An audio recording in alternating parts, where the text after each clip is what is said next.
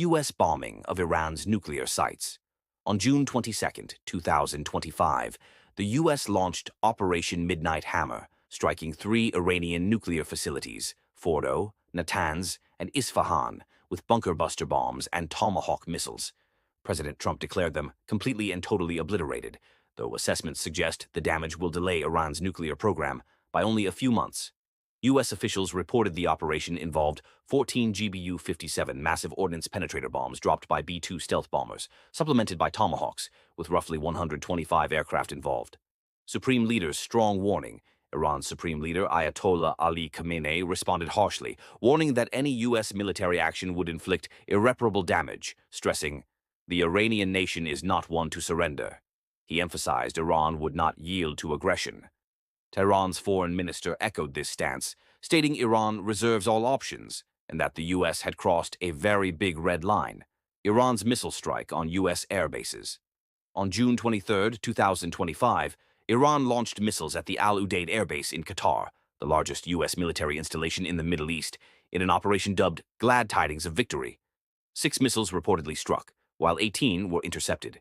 Iran asserted it deliberately matched the number of missiles to the U.S.'s bunker-buster bombs and gave advance warning to Qatar and the U.S. to avoid casualties. TimesOfIsrael.com, Qatar, Bahrain, Kuwait, UAE, and Iraq closed their airspace during the attack.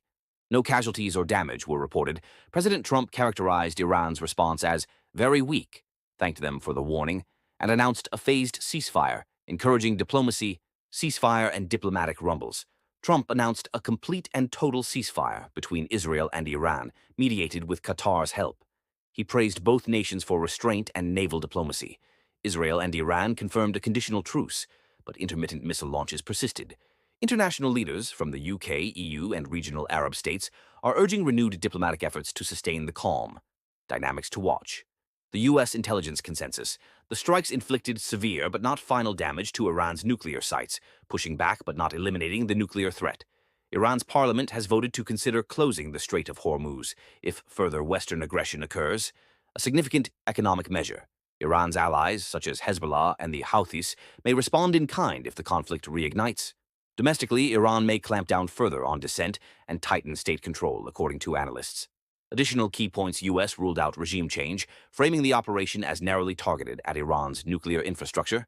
Iran's IRGC emphasized U.S. bases are inherently vulnerable due to their regional presence. Qatar's interception capabilities, Patriot, NASAMS, Rapier, and future Thaad systems, proved critical in thwarting the strike. Oil prices initially plunged after the bombings, but recovered as the ceasefire took hold. This conflict remains highly volatile. The next critical developments include Tehran's response regarding the Strait of Hormuz, potential escalation via Iran's regional proxies, how Iran's domestic handling of dissent evolves, the sustainability of the U.S.-mediated ceasefire and renewed nuclear talks,